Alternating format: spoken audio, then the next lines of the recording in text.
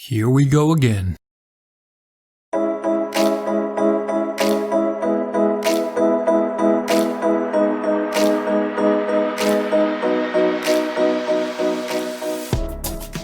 What's up, nerds and nerdettes? I hope you're ready for another rant video because this situation feels just as puzzling as the decade-long period of time it took for the geniuses over at Blizzard to nerf Eudora. And I'm sure this comes as no surprise to anyone, but Ragnaros is still broken post-nerf. He is still by far the best hero in the game. No, but seriously, Blizzard, come on. Did you really think that nerf was enough to balance him? If so, I question your ability to balance properly. Let's take a closer look at nerfed Rag. So there were two nerfs applied to Rag's hero power. First, they changed it so now it takes 25 minion kills up from 20 to activate the hero power. So basically one extra turn for it to come online. So essentially they made it so the hero power now becomes active on typically turn 7. Turn 8 if you get a bit unlucky, turn 6 if you get a bit lucky. And once it comes online, it's now a nerfed buff of +3/+3 to each minion in the left and rightmost positions of your board, down from +4/+4. A nerf of 1/1 in stats. So your hero power comes online at turn 7 on average and gives +6/+6 in stats each turn thereafter. So if a game, like say this one, lasts 14 turns, you get a total of 8 times 6, 48 in stats for free.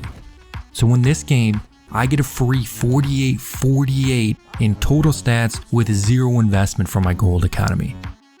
Let's compare that to some other heroes with similar minion buff effects, like Kael'thas. You get +2/+2 for every third minion you buy. So maybe you get this effect to trigger, I don't know, like 10 times in a game. You get +20/+20 in stats.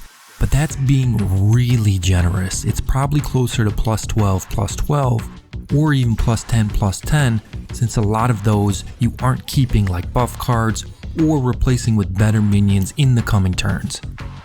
Or Edwin, let's say you get an average of +2/+2 each turn starting at turn 6 with Edwin.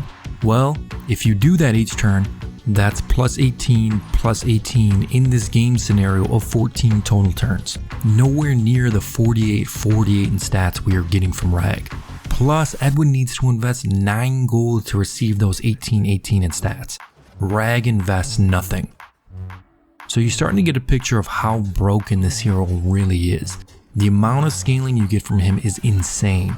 As long as you don't have a super low roll game on Rag, it's basically a guaranteed top 4. Probably top 3.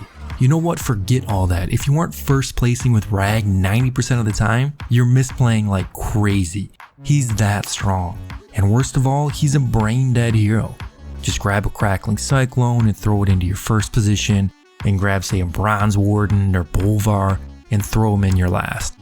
Or grab a Deflecto and a Noya module, reset mech and throw them in the corners of your board. It's really not hard to play this hero. I've made this point before, but I could at least tolerate the meta where Millhouse was broken. He at least required some brain power to play. Especially where there wasn't minions like Celemental and Refreshing Anomaly to help cure some of Millhouse's gold economy ills. But with Rag, this feels like Eudora all over again. But even with Eudora, at least you had to remember to push your hero power button every turn. You don't even need to do that with Rag, just AFK and come back after you get your first place finish. So what are some options to fix this hero? Well, I don't think it would make sense to remove him again. There are some logical ways to nerf this hero to knock him down off this high horse. First, reduce the buff to +2/+2. That's still 32 in stats we would receive over the course of this game. Not bad, especially since he does not need to invest any gold into his hero power. But honestly, I still don't think that would be enough. I honestly feel like doing that plus making it 30 minion kills to activate his hero power is the type of nerf needed to put him back into acceptable levels. Even in that scenario, he would still get +28/+28 in total stats for this game. For free! That's really good for a hero power. But that's not the only route you could take. My first thought was to make his hero power cost gold to use each turn. Currently, since it's passive, that means you don't have to invest any gold to receive scaling from the hero power. unlike say Edwin or Mukla or Ragnaros. So let's say make it cost 1 gold. That way you have to actually make decisions on when to press the hero power button, or when to forgo doing so in order to say power level. I think any of those nerfs or a combination of multiple ones would put Rag back into a tier not accompanied solely by himself. Something about bringing that overpowered hero is just pissing me off. But I'll end my mad Millie rant session there.